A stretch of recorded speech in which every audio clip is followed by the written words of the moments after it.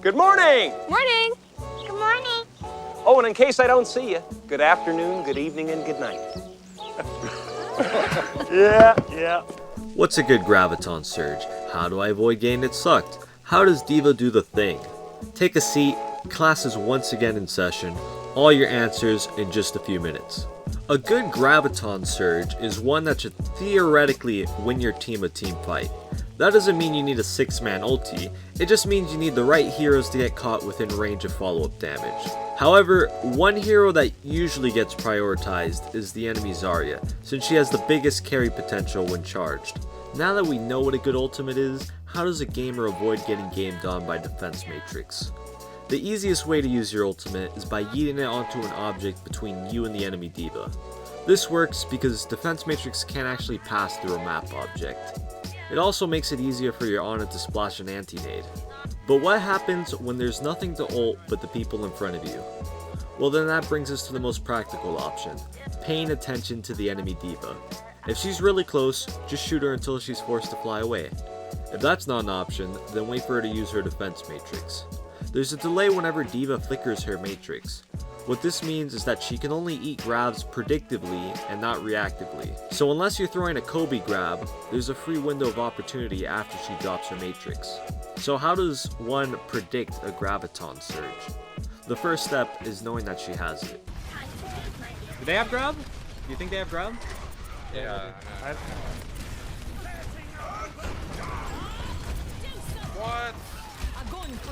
I ate it? You can find this out by asking your team, accurately ult tracking, or by guesstimating based on the fact that it's been 2 fights since Zarya's used her ult. She might have her ult by now. The second step is knowing who she wants to grab, which we touched on earlier. She wants your Zarya or the bare minimum of 2 clumped up heroes. Now for the actual hard part, predicting based off the situation. Matrix too early and she'll grab right after. Matrix too late and your team gets wiped. There are 3 scenarios outside of complete randomness where Zarya will look to use her ultimate. The first being the one I call hide and seek. A bad Zarya won't look for divas, so setting up at an off angle can give you a free eat. However, the game works both ways. Some Zaryas might look for a flank or wall grab. If you don't see her, make sure you look for her.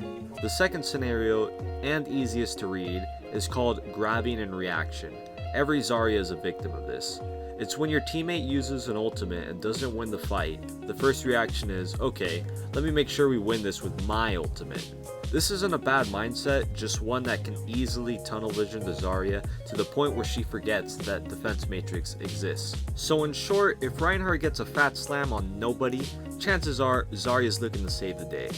The last scenario is titled Special Cases.